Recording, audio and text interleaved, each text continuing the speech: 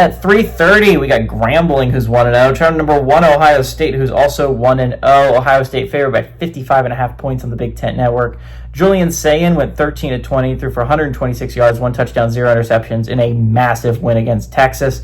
C.J. Donaldson had 19 carries for 67 yards and a touchdown, and Carnell Tate had 2 catches for 49 yards and a touchdown.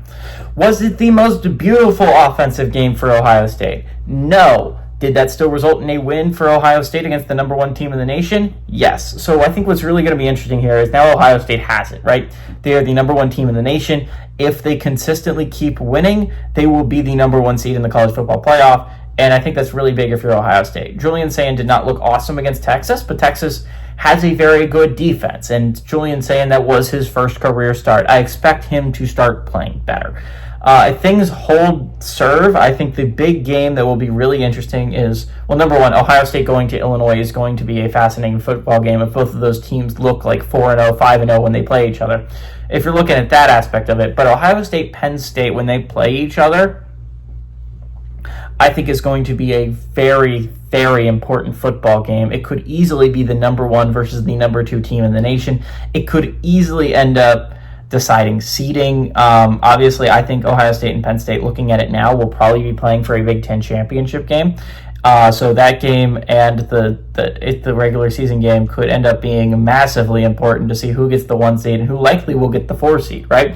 I very much doubt that they will give the 1 seed to a conference champ and then the 2 seed to a team that did not win a conference championship. Very likely that would, if it's a 1-loss LSU or 1-loss Texas, they would probably get a 2 seed. I mean, like if it's a 1-loss Clemson or a 1-loss Miami or a 1-loss Florida State, they probably get in the 3 or the 2. I mean, like realistically speaking, 4 is probably the best case scenario if you lose that Big Ten championship game if you're Ohio State.